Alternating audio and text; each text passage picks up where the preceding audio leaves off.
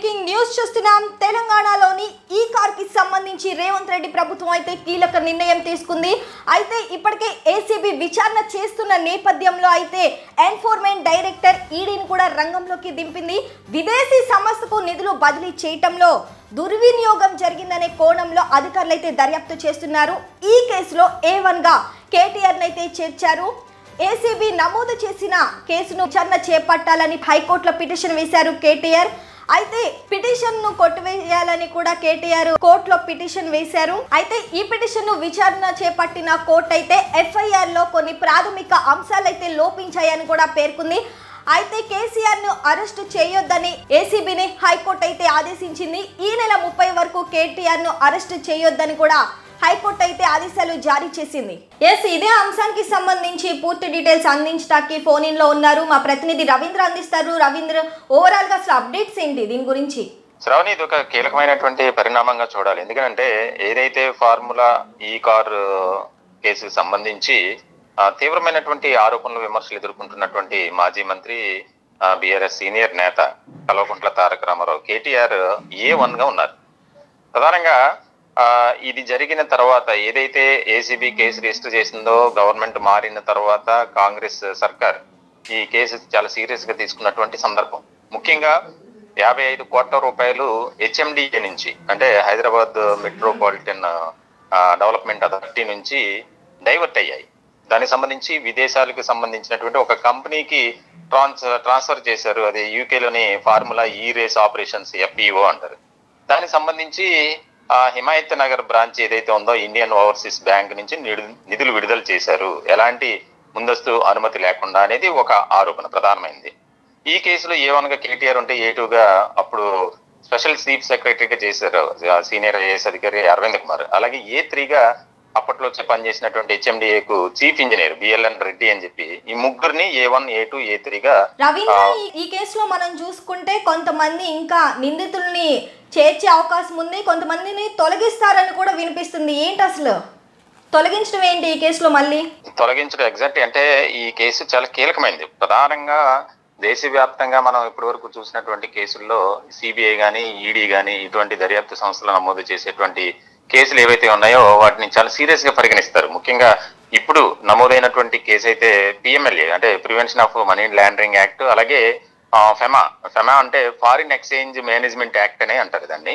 దానికి సంబంధించి అంటే విదేశాలకు ఒక కొంత అమౌంట్ ని ట్రాన్స్ఫర్ చేయాలి ప్రభుత్వ నిధుల నుంచి అంటే కనుక reserve bank of India RBI permission ఉండాలి. ఆ పర్మిషన్ ఏమి లేకుండా చేసేశారు. దీనివల్ల HMDAకు తీవ్రమైనటువంటి నష్టం వాటిల్లింది అనేది ప్రధానమైనటువంటి ఆరోపణగా కాంగ్రెస్ చేసింది. ఇలాంటి క్రమంలో ఏసీబీకి బాధ్యతను అప్పచెప్పడం, ఏసీబీకి ED లేఖ రాయటం అనేది కీలకమైనటువంటి పరిణామం. అంటే ఎన్ఫోర్స్మెంట్ డైరెక్టరేట్ అధికారులు ఏసీబీకి తెలంగాణ రాష్ట్రానికి సంబంధించి ఈ కేసుని ఎవరైతే ఇన్వెస్టిగేషన్ చేస్తున్నారో వారు ఒక రిపోర్ట్ కావాలి ఈ కేసుకు సంబంధించి అనేది చాలా కీలకమైంది. ఇప్పుడు ఈ FIR కూడా నమోదు చేసింది. వీళ్ళకి త్వరలోనే నోటీసులు ఇచ్చి విచారణ చేయాలి. ఎందుకంటే మనం చూస్తున్నాం దేశవ్యాప్తంగా నమోదైనటువంటి ED కేసులు అరెస్ట్ అయినటువంటి తీరు చూస్తే అది అంత త్వరగా బెయిల్ వచ్చే పరిస్థితి కూడా ఉండదు అరెస్ట్ చేస్తే.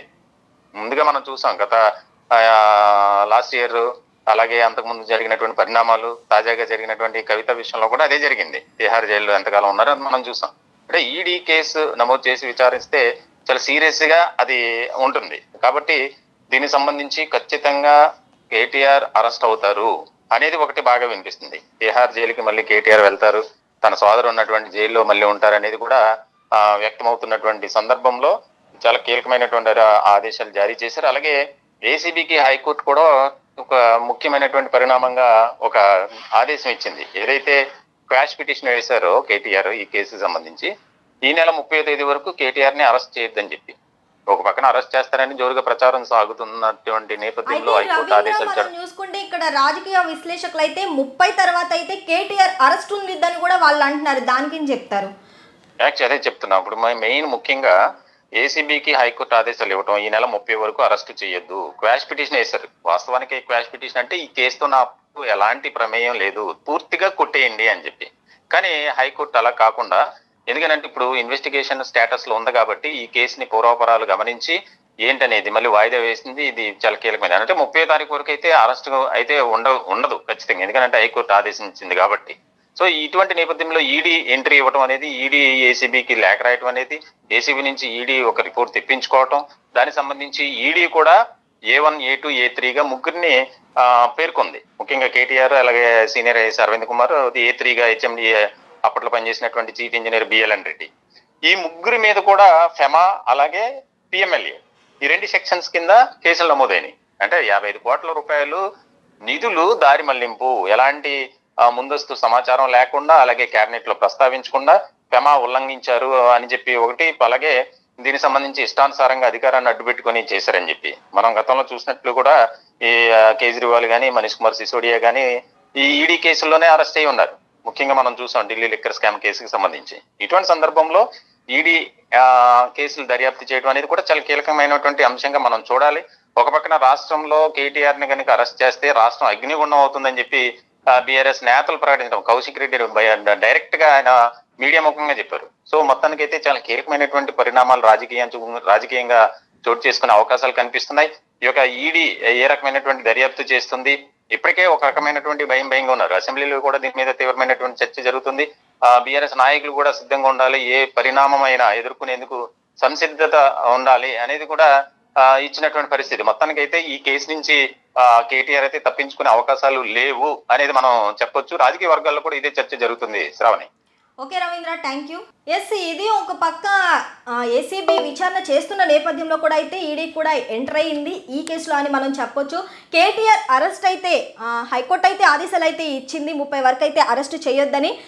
రాజకీయ విశ్లేషకులు ఏమంటున్నారంటే 30 తర్వాత అయితే కేటీఆర్ అరెస్ట్ అయ్యే అవకాశం ఉందంటున్నారు.